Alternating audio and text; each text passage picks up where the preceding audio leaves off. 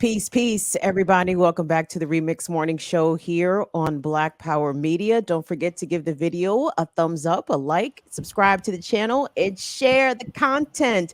We've got a great guest joining us this morning to talk to us about food insecurity and about an event that's happening this weekend in Baltimore that involves redistribution of food to the residents that need it the most. Today, we are joined with Kevin J from Tubman House, Baltimore. Kevin, you've already been pre-introduced to us as a legend out here in these streets, so we appreciate you making some time to join us and speak with us today. Thank you for being here.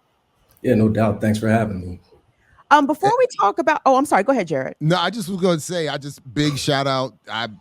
Big appreciator of the art, of the activism. I came across this brother almost 20 years ago as Son of None, an amazing MC, free mix radio staple. So to be back in comradeship and to see you back on and around here again is fantastic. So anyway, thank you very much. Good morning. Love the shirt too. Love the shirt. I haven't heard that one. Yes. It's an honor to be here. Thank you so much. If you don't mind, could you introduce yourself to the audience and talk to us a little bit about your work before we get into the work that the Tubman House is doing and obviously the events that are happening this weekend? Oh yeah. So like Jared said, my name's Kevin. I'm an MC, Son of None, political hip hop. And yeah, I've always believed in walking the talk. So I wanted to make sure that the messages I was talking about in my music, I was trying to do something to address in real life too. So it wasn't just, something you were hearing on a song, but I was trying to plug in with people who were doing that work. So the music reflected the work and vice versa. And there's a lot of people who've been fighting for a long time to make the world better along a whole range of issues. You know what I mean? So that was my education. And I just try to reflect that in the music. Word. And but some of that with regard to Baltimore and Maryland in general, has been like fighting against the death penalty back in the day, education reform with like Algebra Project and groups like that. Obviously, police accountability with Freddie Gray and West Wednesday, Tawana Jones. And like right now, Tubman House, with Eddie Conway, who passed back in February, but we're trying to carry on his legacy. And part of that, shout out to the cat. Part of that work, that legacy that Eddie Conway left, rise and power to Eddie Conway, had to do with the garden and the food outreach programs that Eddie was doing at Gilmore Homes. Can you talk to us about what food deserts and food insecurity look like in West Baltimore? Because I'm trying to think, where's the grocery store off there off Penn and North? Like there's not a lot of healthy options for city residents, especially in certain zip codes. West Baltimore, Sandtown, being one of those places. What does it look like for city residents when it comes to literally just trying to get groceries? We were out canvassing the other day, and my man Kev, he was talking to one woman who was saying that it took her 6 hours to do grocery shopping because she would clip coupons because she didn't have enough to pay some of the prices at these stores. So she would go to the places where she could find items on sale that were within her budget. You know what I mean? Like it's madness. The numbers, show that it was 18% of Baltimoreans are food secure before the pandemic. That went up to over 21%, but it affected kids the most, with 33% of kids being insecure. SNAP participation skyrocketed, went from 25% to 33%. So it looks like people are having to go far to get food options, to get healthy food. It looks like people being surrounded by corner stores, liquor stores, things like that don't have quality food options. It looks like a reality that people in other parts of the city don't have to deal with, right? And it's the legacy of redlining, it's the legacy of racism and white supremacy that people are having to struggle through on a daily basis, and it can be avoided. That's the thing. Like, people living like this don't have to, right? It's not that hard to see, and quite frankly, it's not that hard to address. It's just that the priorities for the city and the state and the country, for that matter, are all messed up. They're backwards. When you talk about the priorities for the city, when we look at the budget that Baltimore City, the city council passes, that the mayor, puts his signature on, all the resources go to the police. Like there's not, I mean, by a lot, not even by a little. Not the health department, not Baltimore City Public Schools, not Parks and Recs. But the police. And how do you see these funding disparities play out when it comes to simple things such as food? And sometimes some of these city leaders will argue, that, well, the crime is so intense in these areas, businesses don't want to open up shop here. What is your response to that? I mean, I would say that they're not investing in those communities. They're perpetuating the long history of redlining, of disinvestment, and let's call it what it is, sabotage, right? So if they can go and build a stadium, if they can go build up the harbor, if they can go build up Harbor East, they can do that for Sandtown. They can do that. Like, it's not impossible, right? Over policing, you look at what's called drug use across different communities, different racial demographics, and you find that actually it's like white males within a certain age range use more drugs and harder drugs, but their communities are not policed as much as ours are. You know what I mean? So again, what the city should do is invest in the communities that it's been sabotaging, right? Mhm. That's my 2 cents on that. It's not rocket science. They know how to build up. You see it. You see Harbor East. You see the Inner Harbor, another stadium. It's not hard. And Kevin, when you're talking about like the impact of food deserts in a place like Baltimore, where you've got a range of demographics of people, you've got a large elderly population, and you also have a large, very young population, right? What does that mean? How does that impact the health of elderly people and the health of babies and small children when they can't have access to decent, whole, healthy food? That all of the most they can access is processed food, highly processed food that they can afford from places like Family Dollar and corner stores.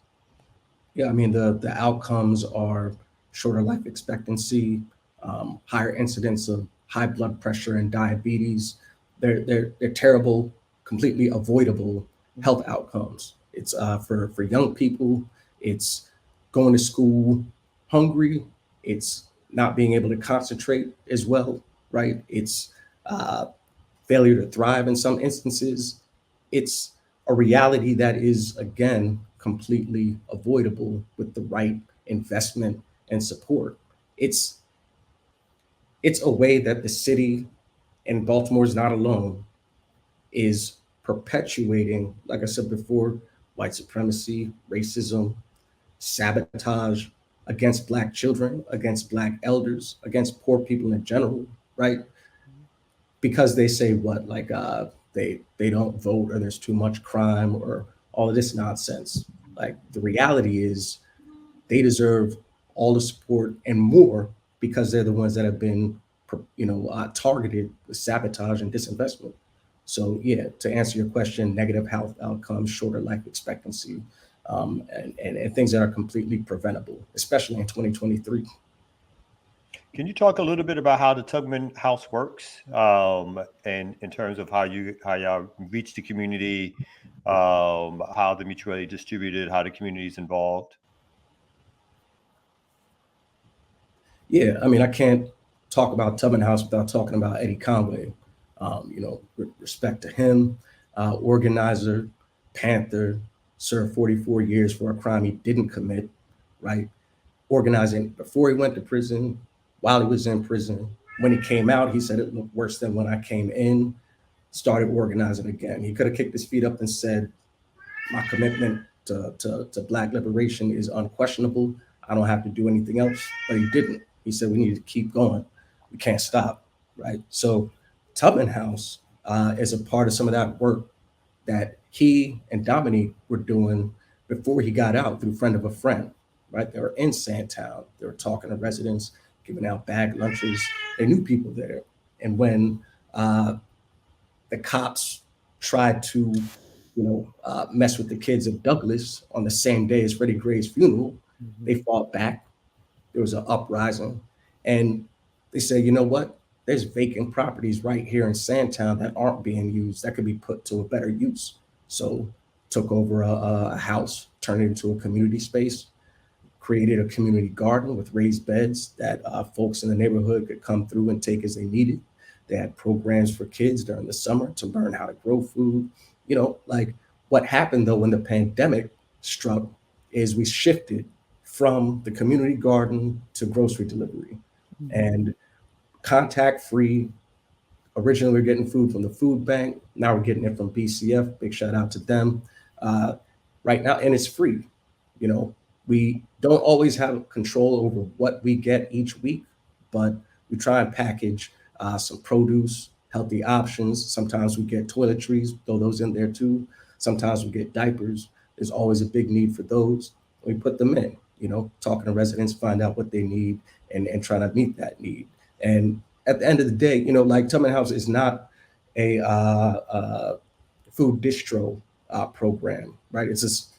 A survival program is one aspect of what we do, right? Survival program to meet a need that we see that's very clear while exposing the failure of the system to meet it, right? And then to get people together to figure out what can we do about this issue, right? And that's what the event that we're having on Saturday is actually about. Hmm. Yeah. And if you could give us the details about that event, where, when, and what, and how can our viewers help to support these efforts?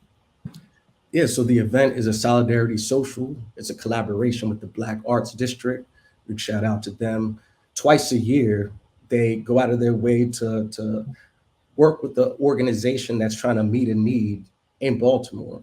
And this time around, we're the ones that they're working with.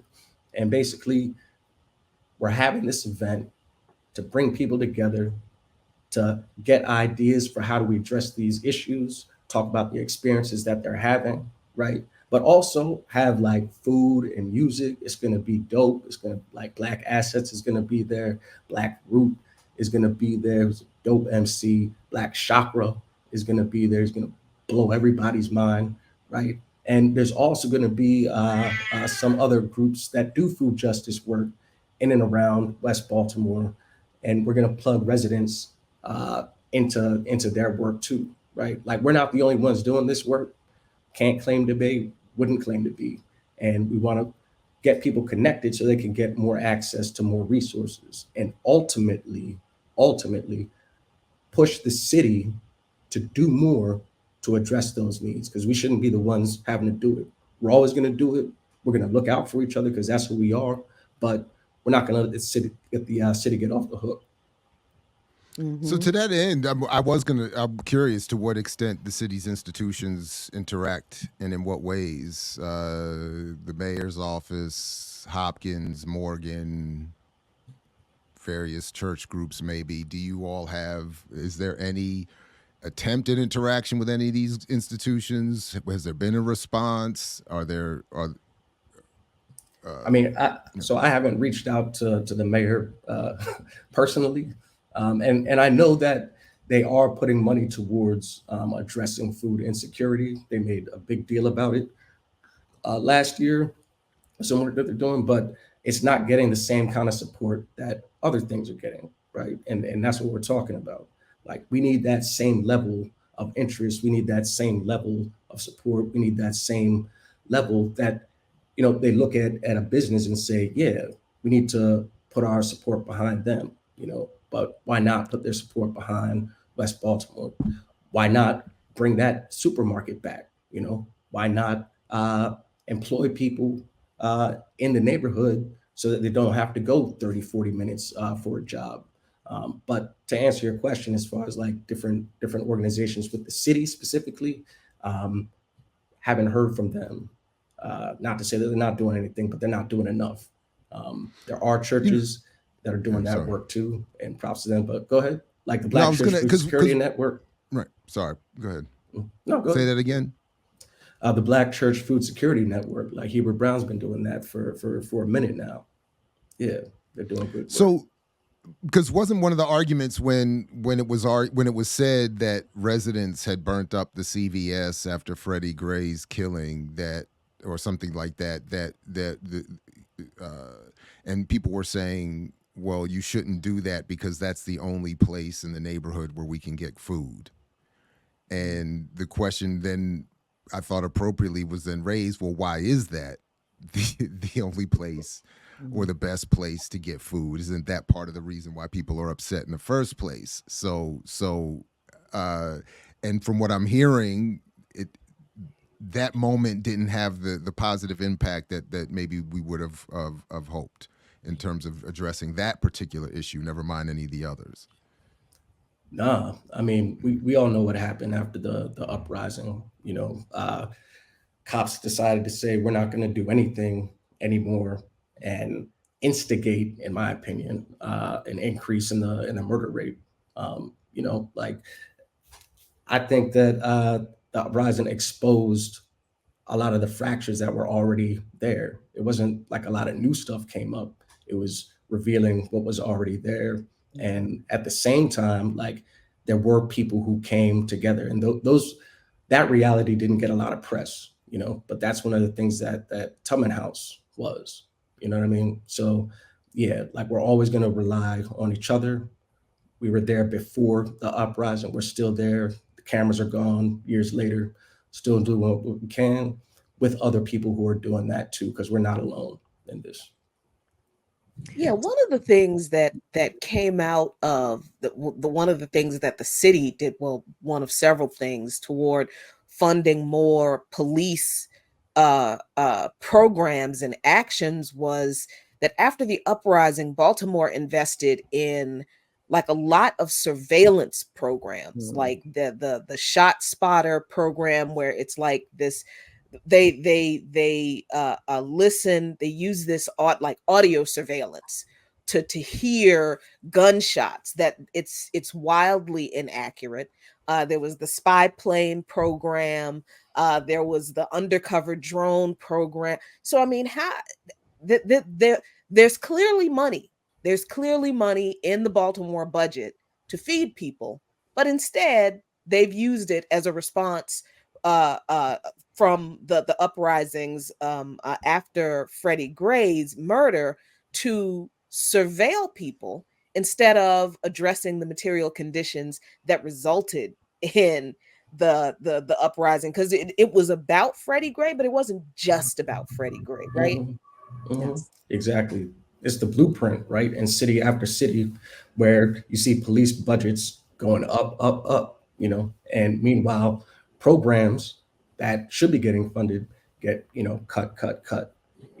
I mean, it's a sickening reality that so many cities are dealing with. Baltimore is not alone.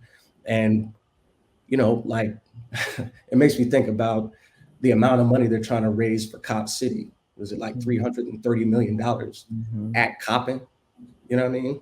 Like, you know how much could be done with $330 million around Baltimore? Yeah. You know what I mean? Like Baltimore is not a huge, huge city. It's not New York. You know what I mean? It's that money would go far. That money would go far. And yeah, I mean, I yeah, I'll just leave it there. I'll just leave it there. I'm glad to see though that groups are organizing around that. I know there's an event coming up with PSL and Black Alliance for Peace (BAP) doing their thing at Coppin, which I'm loving because I know those students aren't on board with what the president of Coppin is trying to do. Him and Nick Mosby, and I'm sure the residents around Coppin don't want to see that either. So yeah, I'm looking forward to seeing the organizing that comes out of that because so many issues can be affected by that, can benefit from that kind of investment, right? So education, healthcare, housing, like food justice, all of that can be people can come together on and agree like, yeah, that money should go to these things and not Cop City. So I think it could be a turning point for the left in Baltimore, actually. Mm. Kevin, before we let you go, if there are ways that people that are in the Baltimore area can support the efforts of Tubman House, I know.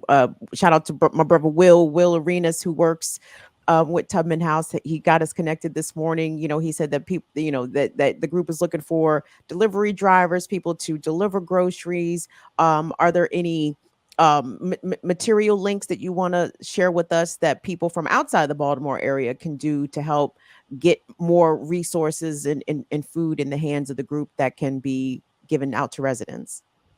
Yeah, can I put like a link in the chat or something like that that people could use? Um, Yes, all right.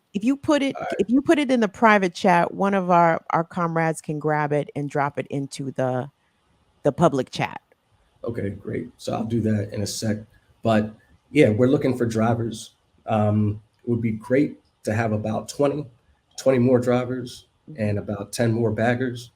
Mm. Usually when we have events, people will show up and sign up for bagging, and that's great. But deliveries is kind of where we're falling short some weeks, right? And if we have 20 more people who are able to drive, then I think that'll make it so everybody doesn't have to deliver every week. We'll have a roster. People can show up, once a month, maybe twice a month if they want. And many hands make the work light. So that's what we're looking for. So donations and drivers. And also, coming up on the horizon, BCF, that's Be More Community Food, they're going to be moving to a spot in Sandtown Mm. in the next couple of months. So I think that's going to change some things too. People will be able to come up, get groceries, even volunteer and get 20 pounds of groceries for doing that. So yeah, folks are doing good work. And I'll find that link and put it in the chat. But yeah, delivery drivers, and come to the Solidarity Social. You know, come Yes. through, see what we're talking about, get your mind blown by the artists, Black Chakra, Black Asses, Black Root, and be a part of the conversation. We want to hear people's ideas about how we can make things better in terms of food justice in Baltimore.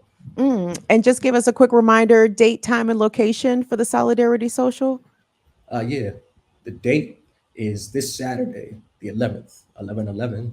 The time, 3 to 6 p.m. The location, No Moo, right? 709 North Howard Street. It's between Monument and Madison, I think. Yeah, just come through. Not far from Lexington Market. Have a good time. It's free 99. You know what I mean? It's the best kind. The best Yeah. kind. Exactly. Well, Exactly. Kevin, I Right feel on. like you have to show us the baby because the baby It was had a a lot to baby. It say. wasn't a cat. No, the It's a cat. cat. The It's a cat cat. is Oh, the okay. I'm baby. sorry. The baby cat. Got it. Cats and dogs are come on. She's 17. Yeah. Whoa. Oh, Yeah. And I OG out think, here still stomping. yeah, for real. And I think whenever I'm talking, she thinks I'm talking to her, you know. So I'm on the phone. She's like, "Yeah, let's talk. What's up?" But before I go, I want to big up all the Tubman House folks. I want to, say rest in power to Eddie. I want to thank Dominique. I want to thank Will. I want to thank Tunde. I want to thank Zoe. I want to thank, yeah, Eli and Darna. Just, yeah, people are showing up and doing that good work. Polly, who's been at it for the whole time.